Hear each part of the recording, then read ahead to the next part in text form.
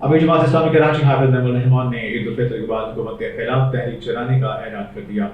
कराची में press conference करते हुए हाफिज नईमुल रहमान ने कहा कि ईद के बाद रिजेक्टेड हुकूमत और फॉर्म 47 की हुकूमत के खिलाफ तहरीक चलाएंगे।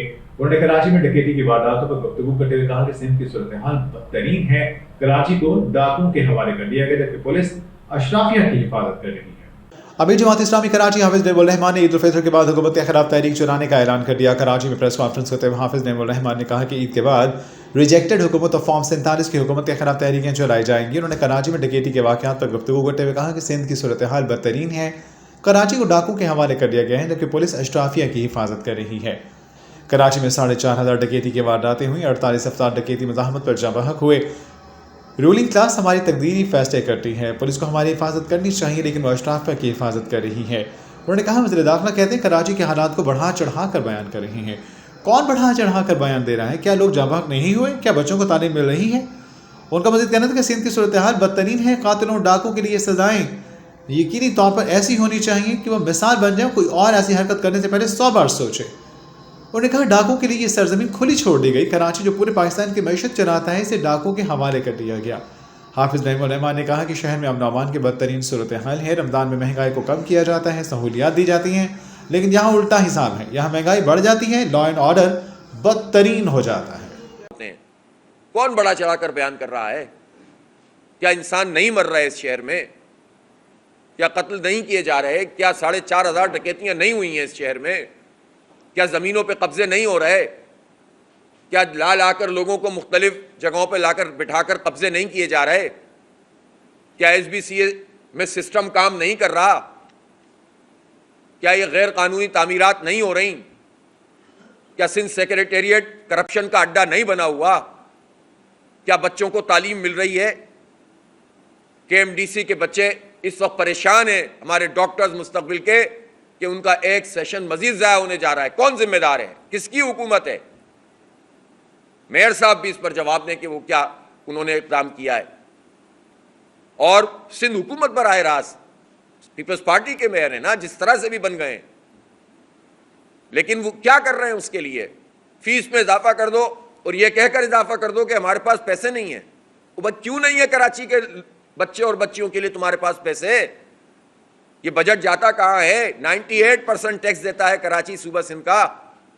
इनके लिए आपके पास पैसे नहीं है? अपनी हुकूमत से मांगे ना, अपने जरदारी साहब से मांगे ना। बड़ी बड़ी बातें करते हैं, कराची के लिए इनके पास कुछ नहीं है।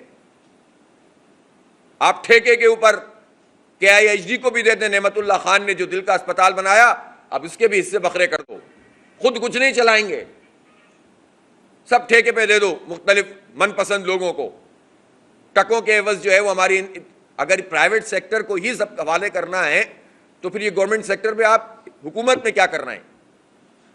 इसलिए इस वक्त जो शहर की सूरत हाल है, इस पर इतना इंतहाई गैर संजीदा बयान लंजार साहब का, ये बहुत अफसोसनाक है और शर्मनाक है। ना सिर्फ ये कि उन्हें रुजू करना चाहिए बल्कि इक़दाम करना चाहिए। हुकूमत ने तो आने के बाद जो अपनी बस जो काम किया है वही काम करती है पीपल्स पार्टी की सिंध हुकूमत। तबादले करो, अपनी पसंद के लोगों को लाके लगा दो, थाने जो है अपनी गिरफ्त में कर दो, ताकि इस सिस्टम और ताकतवर तरीके से करप्शन का धंधा चला सके। हम बार बार ये बात कहते हैं कि जब तक 80% इस शहर से ताल्लुक़ रखने वाले पुलिस के एहलकार जब तक अफसरान में नहीं होंगे और मकामी पुलिस का तसव्वुर नहीं आगे बढ़ेगा, उस वक्त तक चीज़ों को कंट्रोल नहीं किया जा सकता।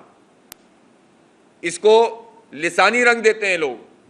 भाई, कराची का रहने वाला कोई भी परमानेंट रेजिडेंट हो, किसी ज़ुबान का बोलने वाला हो, उसको तरजीह दी जाए, बजाय इसके कि आप यहाँ के लोगों को अहमियत ही ना दें। कैसे कंट्रोल करेंगे जराइम को? इसलिए स्ट्रीट क्राइम एक संगीन मसला है, इसके ऊपर इक़दामात सामने आने चाहिए। और दूसरा, इस सूबे सिंध का अहम तरीन मसला, और दूसरा कौन सा और पहला कौन सा समझ में नहीं आता कि मसाइल की जिस दलदल में इन्होंने हमें डाल दिया है। इस वक्त ये कश्मोर, कनकोट, ये पूरा घोटकी का इलाका, ये कच्चे के पूरे इलाके में इस वक्त डाकुओं का राज है। जिस तरह का असला और जिस तरह की उनके पास मशीनरी मौजूद है, वेपन्स मौजूद हैं, हैरत होती है कि यहाँ तक पहुँचा कैसे। और ये सवाल फिर सबके लिए है اگر بارڈر سے یہ اسلحہ آ رہا ہے تو بارڈر سیکیورٹی فورسز کیا کر رہی ہیں، اور یہ بات اتنی اہم ہے کہ وزارت داخلہ بھی اور حساس ادارے بھی اور وہ تمام ادارے کے جو وہاں پر کھڑے ہوتے ہیں ان سے یہ سوالیہ نشان ہے کہ کچے کے ڈاکوؤں کے پاس یہ اسلحہ کہاں سے آ رہا ہے۔ اور یہ حکومت میں شامل مسلسل جو پارٹیاں ہیں اور مسلسل ان کا اقتدار ہے، اب تو کوئی آرمی حکومت ڈیوائیڈ بھی موجود نہیں ہے، من پسندی حکومتیں چل رہی ہیں۔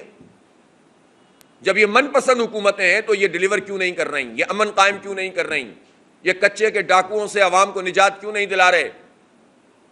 اس وقت عملاً صورتحال یہ ہے کہ سکھر ملتان موٹر وے شام کو بند کر دی جاتی ہے، نیشنل ہائی وے پر سفر کرنا عذاب بن گیا ہے، اور پاکستان کے شہری محفوظ نہیں ہیں۔ پولیس نے ہاتھ کھڑے کر دیے ہیں کہ ہم ان ڈاکوؤں کے خلاف کارروائی نہیں کر سکتے۔ تو ہمارا یہ سوال ہے کہ پھر کیا کیا جائے گا؟ اسی طرح ڈاکوؤں کے رحم و کرم پر یہ صوبہ رہے گا؟ کیوں نہیں فوجی کارروائی کی جاتی وہاں پر؟